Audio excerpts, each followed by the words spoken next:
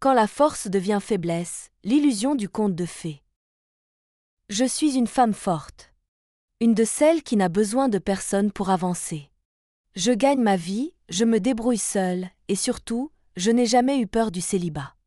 Pourtant, il y a cette histoire. Celle qui m'a prise par surprise, qui m'a fait douter, vaciller, tomber. Tout avait commencé comme dans un conte de fées. Il me regardait comme si j'étais la seule femme sur Terre. Avec lui, je me sentais unique, spéciale. C'était intense, rassurant, vibrant. J'étais convaincue que j'avais enfin trouvé quelqu'un à ma hauteur. Mais peu à peu, l'homme que j'avais aimé s'est effacé. Il est devenu distant, froid, méprisant parfois. Et moi ? J'ai fait ce que je ne pensais jamais faire, je suis restée. Comment une femme forte reste-t-elle avec un homme qui la rabaisse ? C'est simple, elle croit que rester prouve sa force. Elle se dit que si elle tient bon, elle mérite encore cet amour-là. Elle pense qu'elle est différente des autres. Qu'elle est plus patiente, plus résiliente. Mais en vérité, elle devient prisonnière d'un espoir. Elle attend le retour du prince charmant d'origine, celui qui n'existe plus. Elle vit dans le souvenir du début. Elle se convainc que c'est une mauvaise passe, qu'il reviendra. Mais il ne revient pas. Et pendant ce temps-là, elle s'efface. Sa force devient silence.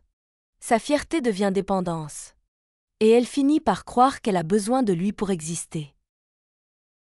De l'exception à l'ordinaire, le besoin d'être unique. Je me souviens de cette sensation d'être spéciale. D'être la première, l'unique, l'indispensable. C'était la première fois qu'un homme me faisait sentir comme ça. Et quand ce sentiment a disparu, il a laissé un vide terrifiant. Je n'avais pas assez confiance en moi pour croire que je pourrais revivre ça ailleurs. Alors je me suis accrochée à lui. À cette image de moi qu'il m'avait reflétée. Cette version de moi qui méritait d'être adorée. Mais petit à petit, cette lumière s'est éteinte. Il ne me regardait plus de la même façon.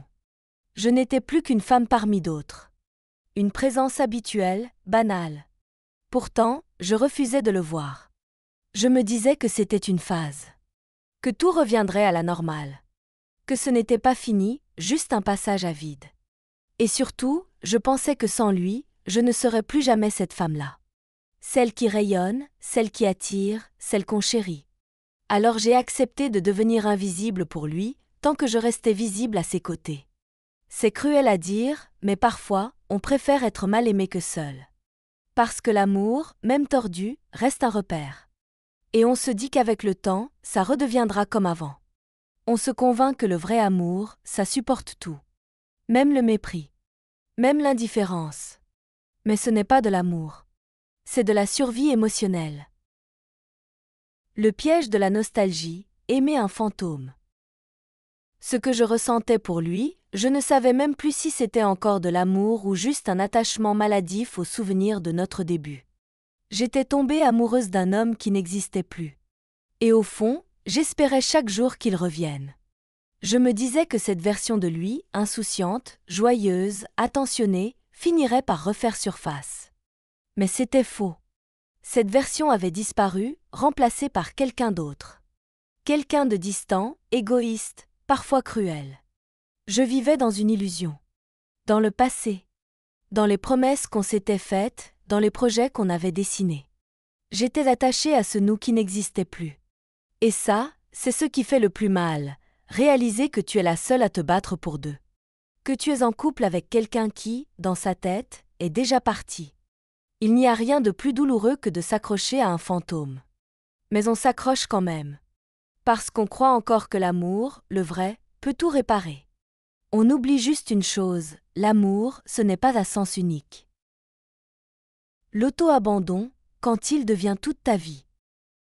Je me suis oubliée pour lui. Littéralement. Je ne savais plus ce que j'aimais, ce que je voulais, ce qui me faisait vibrer. Tout tournait autour de lui. De ses horaires.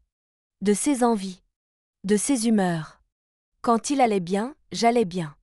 Quand il me repoussait, je m'éteignais. J'étais devenue un écho. Une version filtrée de moi-même. Une femme vide qui tentait désespérément de rester aimable, supportable, aimée. J'avais l'impression que c'était ça, être une bonne partenaire, être là, tout le temps, même quand on n'est plus regardé. même quand on n'est plus respecté.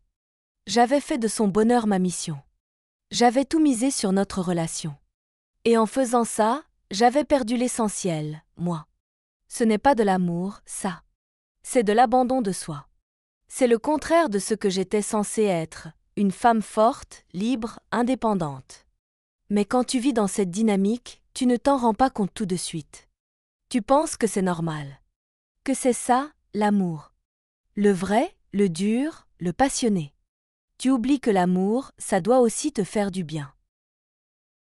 La peur de l'après, renoncer à l'amour ou à soi-même. Ce qui me retenait, ce n'était pas juste lui. C'était la peur de l'après. La peur du vide. De recommencer. De me retrouver seule face à moi-même. J'avais peur de devoir réapprendre à vivre sans lui. À reconstruire une routine.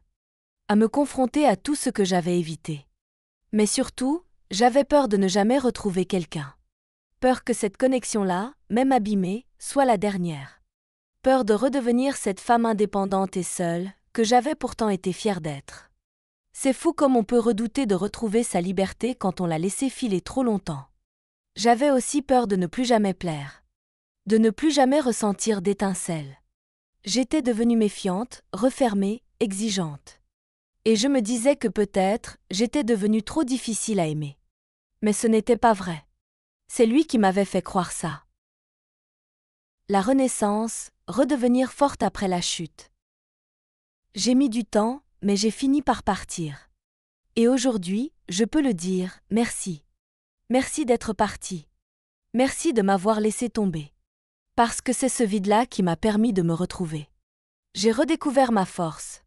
Celle que j'avais enfouie sous les compromis, les silences, la douleur. J'ai repris contact avec mes rêves, mes envies, mes limites. Et surtout, j'ai appris que je n'ai besoin de personne pour me sentir complète. L'amour, le vrai, ne doit jamais te faire oublier qui tu es. Il doit t'élever, pas t'effacer. J'ai aussi découvert quelqu'un d'autre. Quelqu'un qui m'aime pour ce que je suis, pas pour ce que je donne. Quelqu'un qui me rappelle chaque jour que je suis suffisante. Et surtout, que je suis libre. Alors à toutes les femmes fortes qui traversent ça, sachez que vous n'êtes pas seules. Et surtout, vous n'êtes pas faibles. Vous êtes humaines. Et l'amour, ce n'est pas souffrir en silence. C'est s'aimer assez pour partir quand on n'est plus respecté. Si cette vidéo t'a parlé, partage-la. Peut-être qu'elle aidera une autre femme à se réveiller. Et abonne-toi. Parce que la suite, c'est le début de ta renaissance.